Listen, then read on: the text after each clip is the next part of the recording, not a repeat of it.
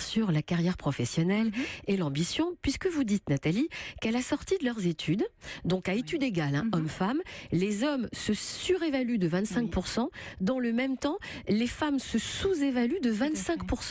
Tout à fait. Pourquoi? Mais écoutez, pourquoi? C'est une question, une très large question à laquelle on n'a pas forcément de réponse, et puis ce serait peut-être un peu long de faire le dérouler ici, mais ce qui est certain, c'est que ces données-là, elles ont été vérifiées, si vous voulez, et je pense que c'est tout comme la connaissance de son corps, savoir quand on est une femme, qu'on a tendance à porter des lunettes déformantes qui nous font voir nos compétences à 25% moins importantes que celles des hommes, c'est quelque chose qui peut nous permettre d'avancer. C'est-à-dire que moi, ça m'arrive souvent, quand je travaille avec des femmes en consultation ou en coaching, de leur dire, bon ben, vous savez, voilà, vous avez cette sensation de ne pas être suffisamment compétent dans cette situation. Enlevez vos lunettes déformantes, pensez au regard que les hommes posent sur eux-mêmes, et puis allez-y, ça va vous permettre d'aller de l'avant.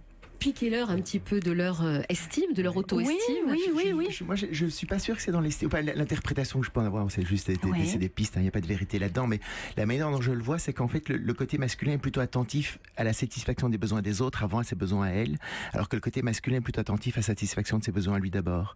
Et donc, les deux sont importants. Mais c'est vrai que ce côté féminin entre deux copines entre elles, tiens, est-ce que tu as besoin de ça? Est-ce que je pourrais? Elle n'a pas envie de se mettre en avant. C'est pas dans son ADN. Et c'est vrai que quand elle est face à des mecs qui eux, sont en train de penser à eux tout le temps d'abord, c'est compliqué. Et c'est comme ça notamment dans beaucoup de couples. Il y a la situation suivante, c'est beaucoup de femmes disent mais il voit bien que j'aurais besoin de son aide, pourquoi il ne me la propose pas naturellement, spontanément? Et les hommes disent si tu as besoin de quelque chose, tu as qu'à me le demander.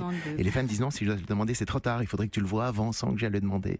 Et donc, mais c'est pas un manque d'estime de soi de ne pas se mettre en avant. Parfois c'est l'inverse, c'est parfois un narcissisme un peu surdéveloppé de vouloir tout le monde montrer qu'on est le plus grand et le plus fort. Donc.